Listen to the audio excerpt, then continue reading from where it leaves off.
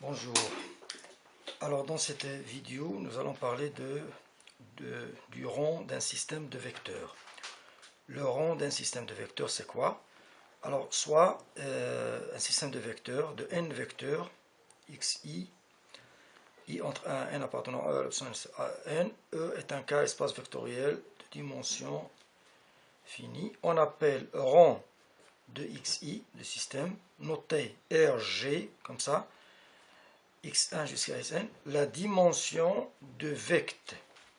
Alors le rang, c'est quoi? C'est la dimension, donc c'est un entier naturel. Le rang, c'est la dimension de ce sous-espace vectoriel. Alors je rappelle que vect x1, x2, xn, c'est le sous-espace vectoriel engendré par x1, x2, xn, c'est-à-dire c'est constitué par tous les vecteurs qui sont combinaisons linéaires de x1, x2, xn. Alors comme exemple simple, alors on se place dans R3 par exemple, et on se donne deux vecteurs x1 égale 1, 2, 3, x2 égale par exemple 1, 2, 4. Alors le rang de x1, x2, c'est quoi? C'est la dimension de vect x1, x2. Alors ce sous-espace vectoriel, que je peux noter f, il vaut vect x1, x2. Ça veut dire que x1, x2 est une famille génératrice de f. C'est une famille génératrice de f. Tous les vecteurs de f sont combinaisons linéaires de x1. C'est une famille génératrice. De plus, comme vous pouvez le constater, x1, x2 constituent une famille libre. Vous ne pouvez pas trouver une combinaison linéaire nulle avec des coefficients non nuls, ou bien aucun vecteur ne s'écrit en fonction de l'autre. Vous avez ici 1, 2, 3, 1, 2, 4. Bon. Cela veut dire qu'il est libre et génératrice, donc c'est une base de f. Donc la dimension de ce sous-espace, c'est 2. Et donc le rang, c'est 2. Bien. Alors j'ai ici une remarque que je vais faire avant de commencer les propriétés. Si on veut démontrer qu'un sous-espace vectoriel engendré par x1 jusqu'à xn inclus dans f, si on veut faire ça, f, je suppose que c'est aussi un sous-espace vectoriel. Alors pour démontrer l'inclusion, il suffit de montrer que tous les xi sont dans f, tout simplement. Si tous les xi sont dans f, et comme f est un sous-espace vectoriel, f il va contenir toutes les combinaisons, c'est-à-dire toutes les combinaisons de vect. Bien, nous aurons besoin de cette remarque par la suite. Alors, propriété sur le rang d'un système de vecteurs, on se donne n vecteurs, d'accord? Alors, le rang du système de vecteurs x1 jusqu'à xn, il est égal au rang de x indice sigma 1, sigma de 1, x sigma de 2, etc., x sigma de n, pour toute bijection sigma de 1, n. Sigma, c'est une bijection de 1n sur 1n. Ça veut dire, par exemple, sigma de 2 égale à 2, sigma de 2 égale à 3, sigma de 3 égale à 1, etc. Donc, qu'est-ce qu'on fait ici? Tout simplement, on fait des permutations. Alors, si on fait des permutations de ces vecteurs, une permutation quelconque, le rang ne change pas. Le rang de x1, x2, c'est le rang de x2, x1, etc. Donc, ça, c'est la première propriété. Le rang ne change pas si on permute les vecteurs. Deuxième propriété, si on prend lambda différent de 0, alors le rang du système x1, xi, xn, c'est le rang de x1, lambda xi, lambda xn. Ça veut dire, si je multiplie n'importe quel vecteur par un scalaire non nul, le rang ne change pas. Si je multiplie un ou plusieurs, bien sûr, donc je peux refaire cette propriété pour multiplier les autres, si je veux, par des constantes non nulles. Troisième propriété, le rang de x1, xi, xn, ici j'ai choisi une position quelconque, à laquelle j'ajoute une combinaison linéaire des autres vecteurs. Là, somme des lambda jx, j allant de 1 jusqu'à n, j différent de i. Le xi ne figure pas ici. Donc si j'ajoute à un vecteur, j'ajoute une combinaison linéaire d'autres vecteurs, le rang ne change pas. Quatrième propriété, si parmi les vecteurs ici, un est combinaison linéaire des autres. Si xi est combinaison linéaire des autres, alors le rang de x1, xi, xn égale le rang de x1, xi moins 1, xi plus 1, xn. Ça veut dire, si les combinaisons linéaires des autres, je peux le supprimer. Je peux le supprimer. Bien. Démonstration. Alors, démonstration, pour démontrer que le rang d'un système de vecteurs ici égale le rang de l'autre, dans toutes ces propriétés, nous allons démontrer que vect x1, xn égale à vect x sigma de 1, x sigma de 2, x sigma de n. Si vect égale à vect, c'est-à-dire si les sous-espaces vectoriels sont égaux, alors bien sûr les dimensions seront égales. Et les dimensions égales veut dire le rang égale le rang. Alors pourquoi vect de ces vecteurs égales? Tout simplement parce que l'ensemble x1, xn, c'est l'ensemble x sigma de 1, x sigma de n. Le x1 qui figure ici en premier pourra figurer en deuxième position ou dernier par exemple. Là, sigma, c'est une bijection. Par exemple, si on veut démontrer le double inclusion entre ces deux ensembles, alors quel que soit i, x indice sigma de i, bon, c'est quelque chose qui est là. Un sigma de i, c'est soit 1, soit 2, soit... Et l'inclusion directe, si vous prenez un xi, alors, disons, si vous prenez un xj, comme sigma est bijective, il existe i tel que sigma de i égale à... Il existe i tel que sigma de i égale à j. Donc, x indice sigma de i, donc ce xj égale à x sigma de i.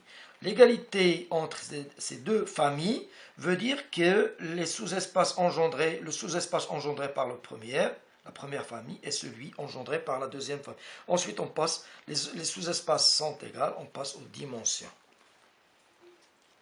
Bien. Deuxième propriété. Alors, on démontre que le rang, c'est le même si on multiplie un vecteur par... Alors ici, la même chose, on va démontrer que le vect égale vect. Alors, je considère que ça, c'est f maintenant. Et je voudrais démontrer que vect est inclus dans f. Donc on fait quoi? On démontre que tous les vecteurs sont dans f, comme je fais, comme ce... Alors ça, c'est la remarque que je viens de faire tout à l'heure. Voilà. Alors, je prends le premier vecteur, x1, il est là. Il est là. Il est là, dans combinaison linéaire, donc il est dans f. x2, xi-1, etc. xi plus 1, il me reste à vérifier le xi. Le xi, il est aussi là parce qu'il s'écrit, donc dans le sens comme ça, le xi s'écrit égal 1 sur lambda fois lambda xi. Donc le xi est combinaison linéaire, donc il est... Maintenant l'autre inclusion, de la même façon, x1 il est là, x2, etc. Et le lambda xi, il est là, il est combinaison. C'est quand je multiplie xi par lambda. Quand je multiplie ce xi par lambda, je trouve lambda xi. Donc, vous avez vect égale vect, donc la dimension égale. La troisième propriété, si on ajoute à xi une combinaison linéaire des autres. Pourquoi le rang égale rang? Parce que aussi vect égale à vect.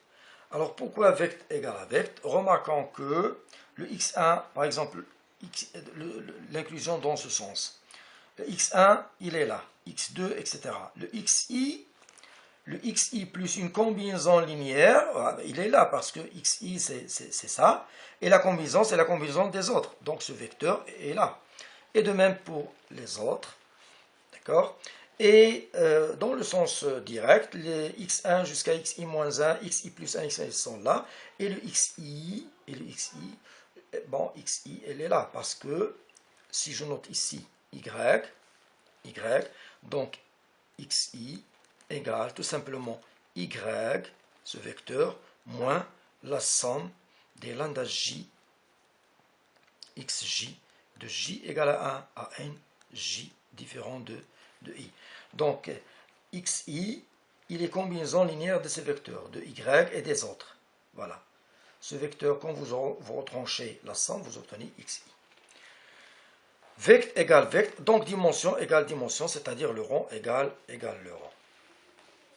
Maintenant, si un vecteur est combinaison linéaire des autres, je peux le supprimer. Et donc, pourquoi le vect égale le vect?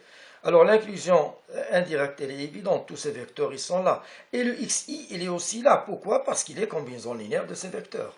Donc, vect égale à vect, dimension égale dimension, et le rang égale au rang. Bien. Alors, pour terminer, on fait un exemple. On se donne, dans E égale R4, 4 vecteurs, et on demande de déterminer le rang de ce système de vecteurs. Alors, pour déterminer le rang de ce système de vecteurs, nous allons suivre une méthode appelée méthode des pivots de Gauss. Alors, qu'est-ce que je fais?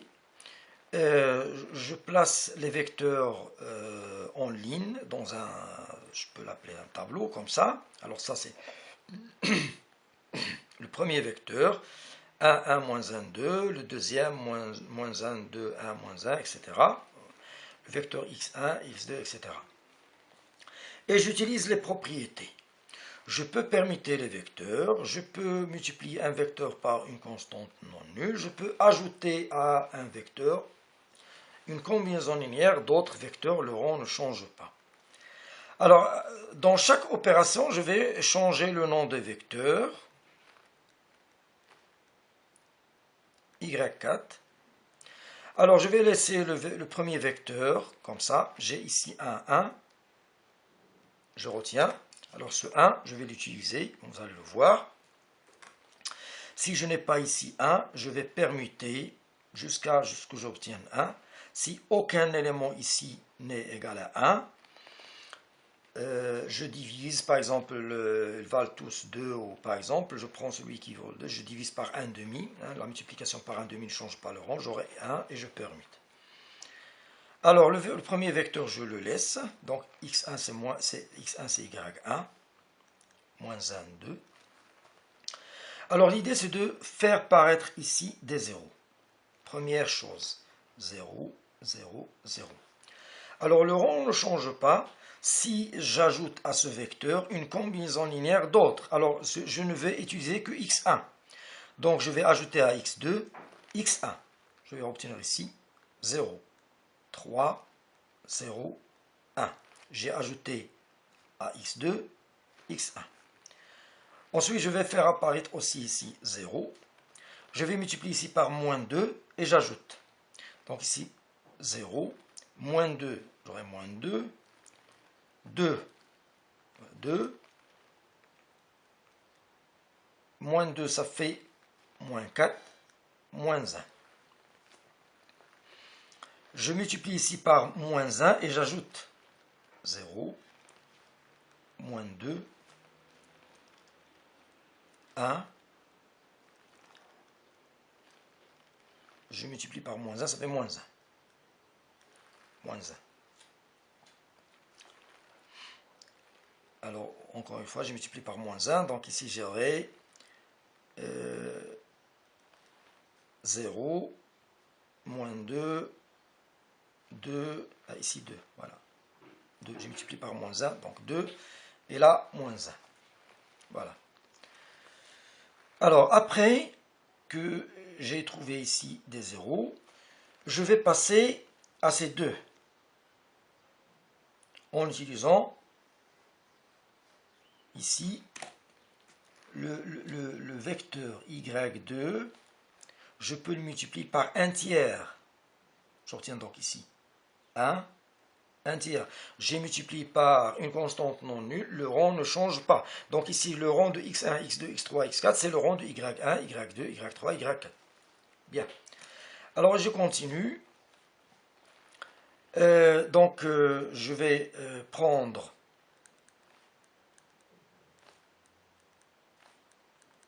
voilà. Alors, le premier vecteur, je le laisse. Moins 1, 2. Le deuxième aussi, parce que le travail que je vais faire ici, le deuxième, c'est ici. Donc, je vais faire des opérations sur les deux derniers en utilisant y2. Donc, je laisse le deuxième. 1, 0, 1 tiers. D'accord. Bien. Alors, qu'est-ce que je vais faire pour annuler ici? Je vais multiplier ici par 2 et ajouter ici. Par 2, donc ça fait 0. Par 2, donc il reste 2. Par 2, ça fait 2 tiers moins 1, ça fait moins 1 tiers. Voilà. Par 2, 0. Par 2, ça fait 2. Par 2, ça fait moins 1 tiers. Voilà.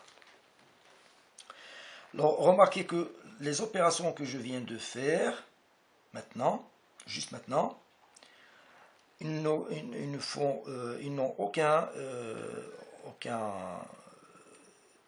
si vous voulez, ils ne changent pas ces zéros. Aucune influence sur cette petite colonne-là, parce qu'il y a seulement des zéros. Aucune influence. Donc là, j'aurai toujours ici des zéros, là des zéros, et je passe ici. Je passe ici. Là, remarquons que bon, j'ai la même ligne ici qui se répète, le même vecteur. Alors, je fais quoi? Je multiplie ici par moins 1 et j'ajoute. Donc ici, je passe T par exemple, T1, T2, T3, T4, voilà. 1, 1, moins 1, 2. 0, 1, 0, 1 tiers. Ces vecteurs ne changent pas. 2, moins 1 tiers. Je multiplie le vecteur Z3 par moins 1 et je l'ajoute à Z4. Alors toujours, je fais quoi? J'ajoute à un vecteur une combinaison linéaire des autres. Donc je multiplie le vecteur Z3 par moins 1 et je le rajoute à Z4. Donc ça fait 0. Donc, puisque ça fait 0, donc maintenant le rang de x1, x2, x3, c'est le rang de t1, t2, t. Alors, puisque j'ai ici 0, donc 0 est combinaison linéaire des autres vecteurs, donc je peux les supprimer. Autrement, le rang de x1, x2, x3, x4, c'est le rang de t1, t2, t3. Bien. Alors, le rang, je vais écrire, c'est le rang de xi égale le rang T1, T2, T. Alors, le rang de T1, T2, T3, c'est la dimension de vecteur T1, T2, T3. Alors, on va démontrer que ce rang égale à 3. Alors, pourquoi? Alors, le vecteur T3, il est non nul. Donc, c'est une famille libre. Et T2 ne peut pas être combinaison linéaire de T3. Si vous multipliez T3 par n'importe quel scalaire, vous n'obtiendrez jamais T2, parce que vous avez ici un 1. Lambda fois T3, ça va donner 0, 0, 2 lambda, etc. Donc vous n'aurez pas ça. Donc T2 n'est pas dans vecteur T3. Donc T2 et T3 constituent une famille libre. De même, T1 n'est pas dans vecteur T2, T3, parce que si vous multipliez par lambda et mu, vous n'aurez jamais ici le 1. Et donc, T1, T2, T3 est libre. Comme T1, T2, T3 est une famille génératrice, ça va être une base et la dimension va être égale à 3.